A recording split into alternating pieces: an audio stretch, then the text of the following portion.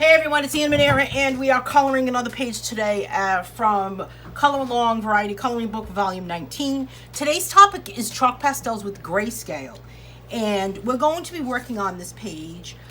It's one of my favorite pages. This page can also be found in my coloring book, Wine Grayscale, and we're going to be using chalk pastels. I'm using Stabilo Chalk Pastels. This is the 60 pack. Now, you can use any brand. Another brand that's really nice is General. It's a really nice one. So we're going to get started. So if you've never colored grayscale before, what you want to make sure or remember to do is to follow the lights in the dark. So I'm going to see if I can do this with this on top of my pencil so I don't have to be, bouncing around in here. Too much bouncing around lately. All right, the first thing I'm going to start out with is this color here. This is kind of like not really a total brown color, but get it right there. Get this over here. See if I'm settled. Whew. All right, so we want to follow the lights and the darks and the gray, and we want to apply a steady, even pressure, if you can believe that. And the other thing that I'm not going to do is I'm not going to blend my chalk pastels here. I'm not going to go back in with anything else and blend, but rather I'm going to blend them with one another. So what that means is I'm going to take another color and use it on top of this, and that will blend the colors. When you're coloring grayscale, you really want to go in the direction of what you're coloring. I hope that makes sense. You want to go, if it's vertical, up and down, you want to go up and down. If it's horizontal or side to side, you want to go side to side.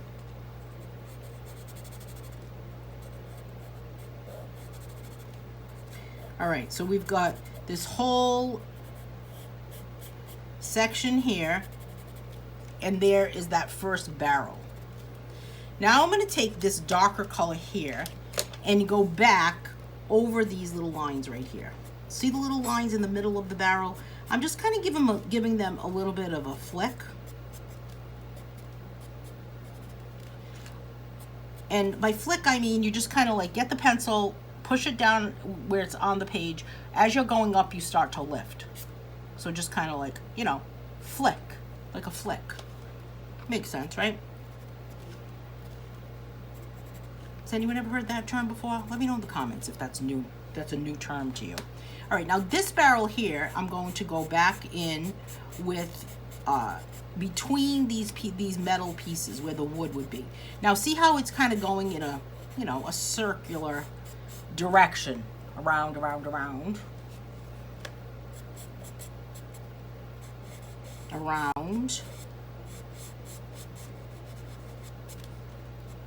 and around.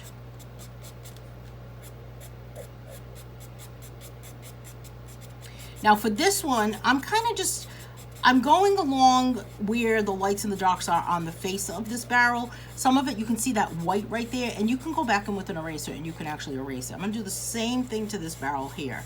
Same color. Again, we've got to do that flicking thing going on right here. Just kind of a heavier pressure because we want to have, we want to still be able to see the grays. We want to be able to see the grays between the lights and the darks. You want to be able, you don't want it to look like a regular coloring page. You don't want to be so opaque.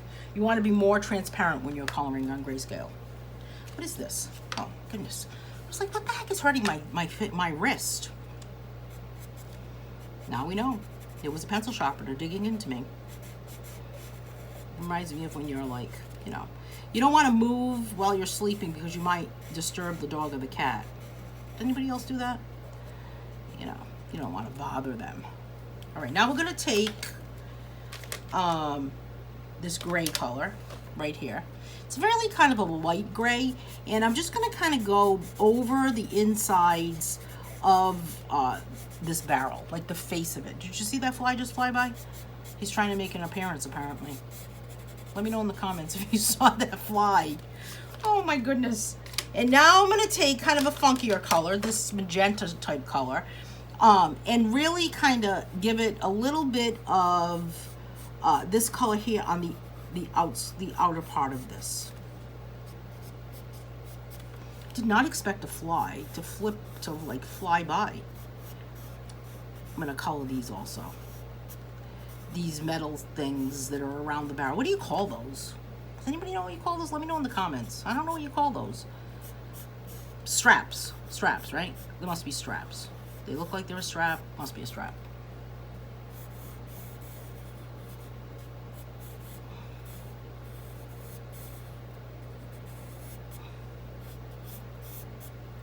All right, so I'm just using this color here. Again, I'm going around, okay?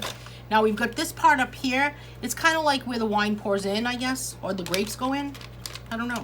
Does anybody crush their own grapes to make their own wine? I do not. Has anyone ever done that?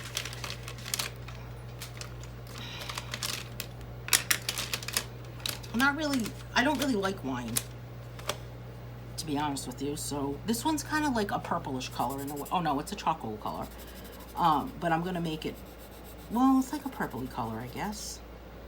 Number 1400/70. I mean /770. Well, it's kind of the same color, I guess. Now we've got this chain going on. I'm gonna kind of lightly touch that chain with this. And then we've got this part going around. Let's see what else we have for our wood. Oh, this is the one I'm looking for. This one is kind of like a terracotta color in a way. So I'm gonna do the wagon or the cart with this terracotta.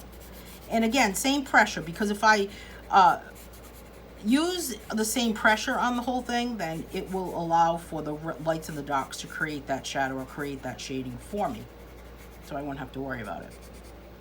So I'll let the coloring page do the work for me. And then I'm just going to kind of add a little bit of this darker brown on the underside a little bit. Just to kind of give it like, you know, gray pants type thing. I am going to leave these straps on this one, on barrel number 12, uncolored. And I'm going to give it a chocolate brown here on this portion. And then we've got this kind of like wheel that we would turn. This must be the grape crusher. You know, when you're crushing those grapes. And then I'm going to go back in and I'm going to do the wheel with this chocolate brown color I have. By the way, do not recommend placing your coloring page on top of a metal tin like I'm doing right now. The ridge is bugging me.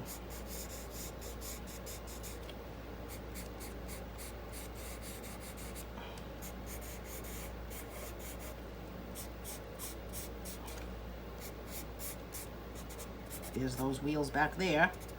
Now notice I'm coloring each individual object in this page separately. So I'm not going to go like all over the wheel, right? I'm getting all of those spokes and in the direction of each one, so it looks like the object. I think that's important.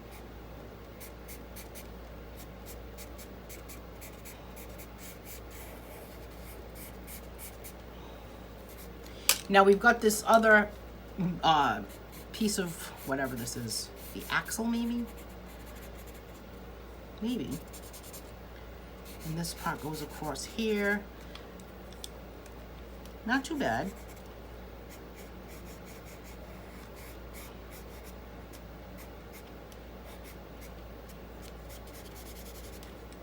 Now, we've got green, we've got kind of like this cement thing that it's sitting on, and then the background we have all that green. So I'm gonna go back in with a couple of different shades of green. I've got this light green and I've got this really, really dark green. And the first thing I'm gonna do is I'm gonna go completely over all of the green that's behind, in between there. Now I just got through saying, don't color the whole thing, right? Now look what I'm doing.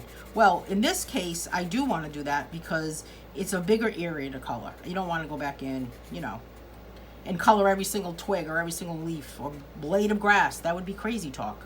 So you don't really want to do that. So what I'm going to do is I'm going to go back into this whole little area here And I am going to add that darker green. It's more like an asparagus, or it's more of an asparagus color.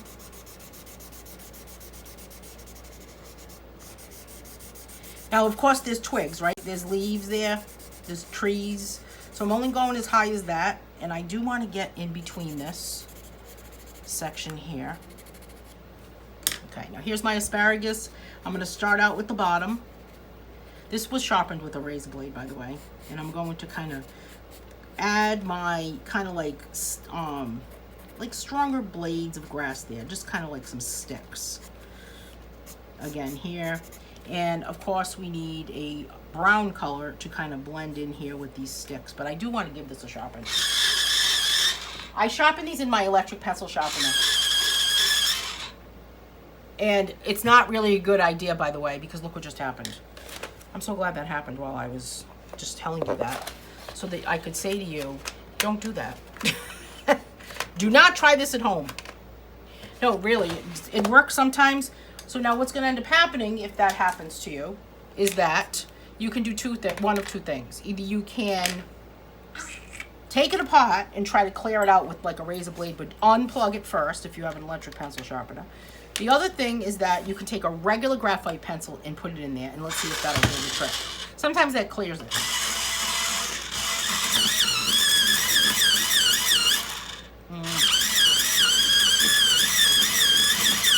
I can feel it in there. I'm gonna have to just unplug it here. And I don't know if you can see inside there. This is definitely unplugged, but if you can see inside there, this is the part that spins. And usually what ends up happening is a little piece of something gets stuck in there.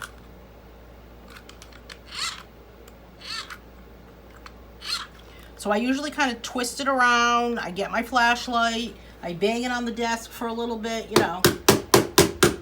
Try to use a hammer. No, don't use a hammer on it, but you know. This needs a little more attention than I could give it while I'm doing this. I'm just gonna set this aside for a project at a later date. Boy, what a mess I made. Anyway, that's what happens. So sometimes I will sharpen that in there, but what it ends up happening is that it gets stuck. So you're not supposed to, but I push my technology. How about you? I expect high performance from my pencil sharpeners. So now I'm just kind of scribbling on the lines, the twigs, or the branches of the trees. And I'm not really going any no rhyme or reason to this. But just kind of, you know, here, there, and everywhere. Fancy schmancy.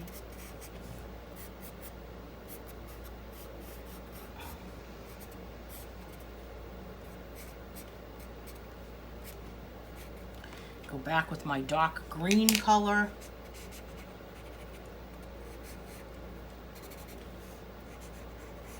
Now look at the wagon wheel with the shadow. We could leave that, right? We could leave that completely uncolored. And I can go back in with this and just kind of give it a little bit of a smudge of brown around those. I want to go like a little bit inside there. It's the only part I'm really going to do that too. I'm going to leave that uncolored. And then over here we have some rooftops. So, I don't know. Let's add a little bit of red back there. A little bit of red rooftops with some white houses. In the distance, I've colored this page several times before, honestly. I've never noticed these little rooftops back there. Isn't that weird? I think I must have colored this page. No, I don't know. Have you ever watched me do a color along before with this page? Probably maybe 3 times, I would say. Now I'm going to take a light bluish color to make that sidewalk, the cement that's here. And I'm going to go on its side and just go right on top of that shadow. Now look how you can still see. You can still see the shadow of the wheel. And I'm going right on top of it. And then I'm going to take this kind of eggplantish color. I don't know why I think it's called that, but it kind of looks like it is. And I'm just going to kind of, accentuate it a little bit where these cracks are. another flicking type thing, just kind of adding a little bit to it. And it's really all I'm going to do to it. You know, a lot of times when something is in grayscale and you want to leave it completely white, you could actually just leave it uncolored. So see that where that little number 12 is? We're leaving that completely uncolored because we want that to be white. And then the metal straps that go around this particular barrel, I like that they kind of represent metal, so I'm leaving them the way they are with metal. And that's all I'm going to do to this culinary page. So thanks so much for watching today. I hope this was informative. And I hope that you're able to accomplish getting this page colored too. Hey, have a great day, everyone.